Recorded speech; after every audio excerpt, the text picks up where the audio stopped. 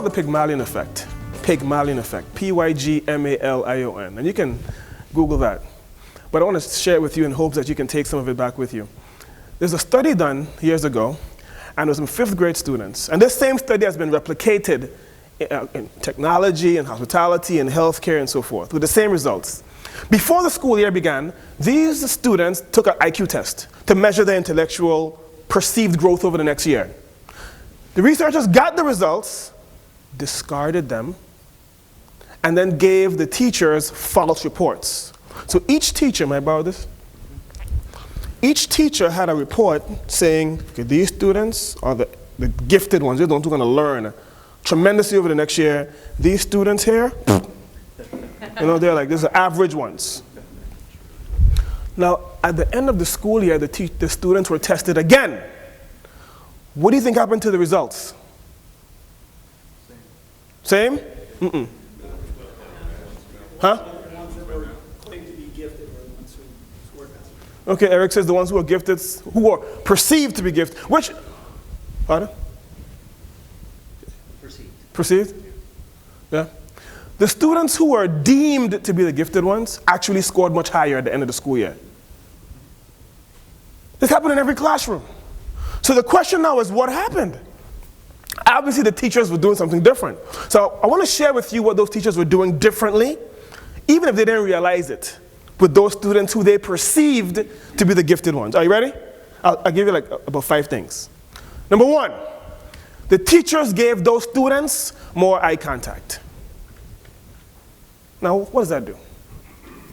Yeah, Andy, if I'm talking to you, I'm giving you eye contact, what's the message? You're engaged. Yeah. You matter to me. I respect you. You have worth. Now, if I'm here in the computer, let's say I'm you, I'm a CIO.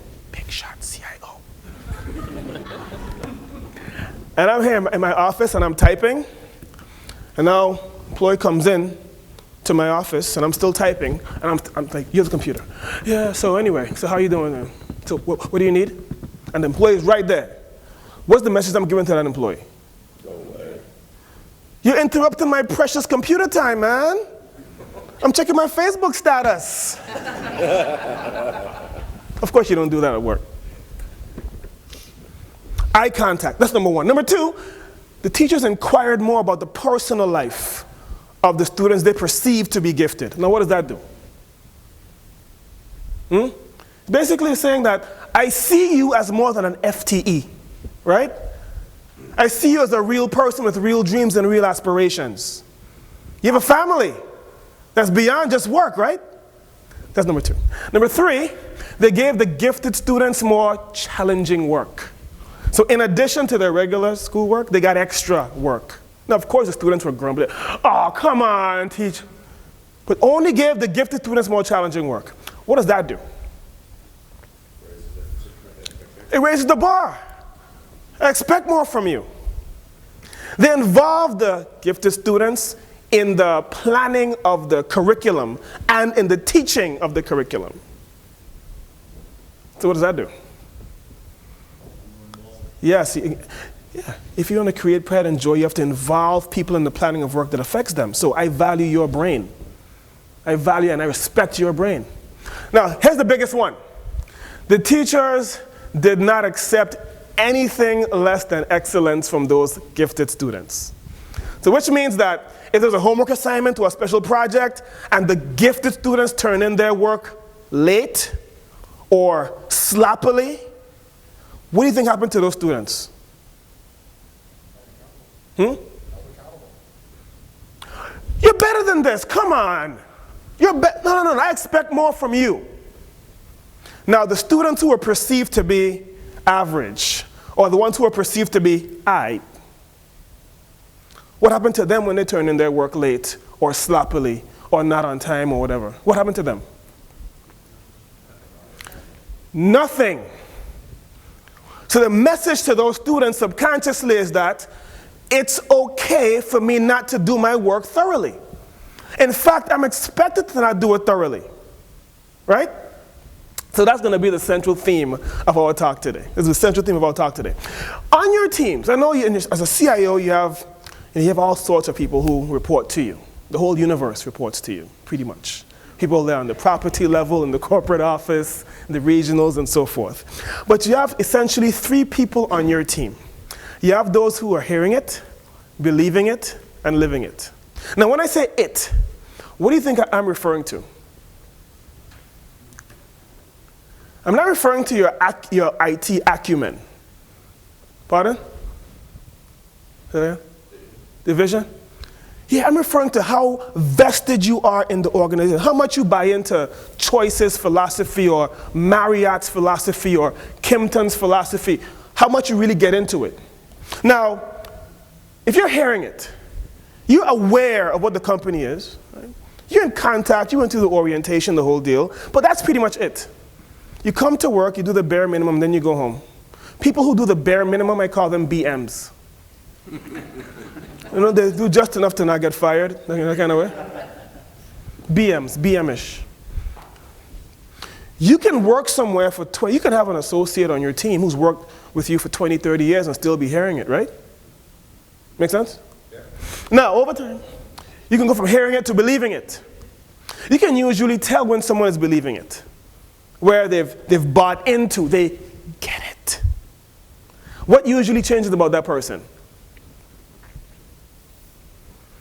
Their zeal for their work, maybe. They show up more on time. I remember for me when I was working at the Ritz-Carlton when that happened. I was a busboy. I was 6 months on the job, and I was still living on St. Thomas. Went to the grocery store, and there was a box of cereal on the floor in one of the aisles. I stopped, and I picked it up, and I arranged it neatly on the shelf, and another shopper saw me do that and thought that I worked there. So she asked me if I knew where the milk was, and I said, oh, you know, allow me to escort you. And halfway, I'm like, what the hell is wrong with me?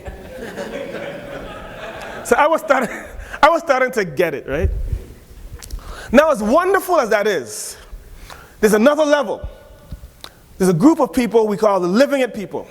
These are the ones you wish you could clone. One living it person can do the work of 10 believing it or hearing it people.